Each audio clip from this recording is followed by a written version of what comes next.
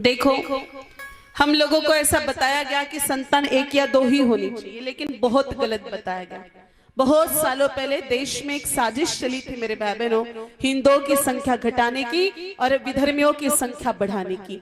उसी के तहत हमारी जगह जगह से संख्या घटाई गई और उन लोगों की संख्या बढ़ाई गई। और आज परिणाम ये है कि हमारे देश के बहुत सारे स्थान ऐसे हैं, हमारे देश के बहुत सारे शहर, हमारे देश के बहुत सारे गांव ऐसे हैं जो मिनी पाकिस्तान में तब्दील हो चुके हैं।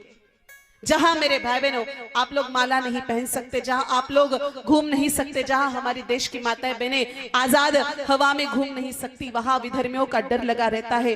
वहां आप लोगों को मजबूर किया जाता है मुसलमान बनने के लिए, विधर्मी बनने के लिए। और ये बहुत सोची समझी हुई साजिश के तहत हुआ है। हमारे देश में बहुत सारे शहर मिनी पाकिस्तान में तब्दील हो चुके हैं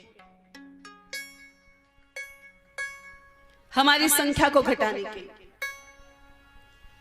बहुत सारे लोग ना ऐसे जब बोलो कि संतान ज्यादा होनी चाहिए तो लोग कहते हैं कि महाराज ज्यादा संख्या हो जाएगी तो देश की जनसंख्या बढ़ जाएगी।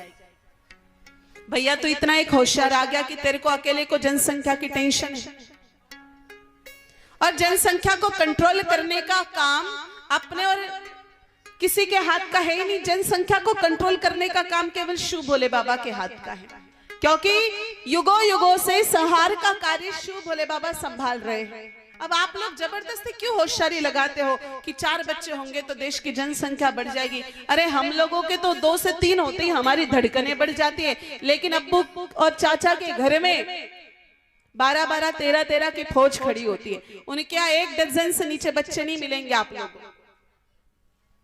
मेरे भाई बहनों, ये कलश आप लोगों को अपने पास से लेकर के बैठने, क्यों आप लोग बीच बीच में घूम रहे हो? ऐसे मत करो, बैठ जाओ, कथा ढंग से सुनो। दादाजी बैठ जाओ।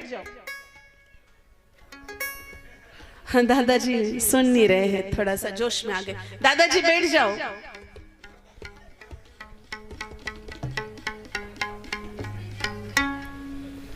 तो देखो, ऐसा है कि अगर हम लोगों की संख्या ऐसी घटती रही और उनकी संख्या बढ़ती रही तो हिंदुस्तान में एक दिन हिंदू ही अल्पसंख्याक हो जाएगा। और फिर क्या होगा आप लोग जानते हो।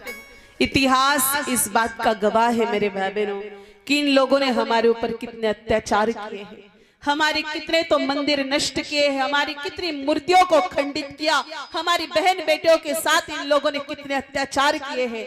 क्या आप लोग इस बातों से वाकिफ नहीं? आप लोगों को ये बातें पता नहीं? हम लोग किस कुंभकर्ण की नींद सो रहे हैं भगवान जाने।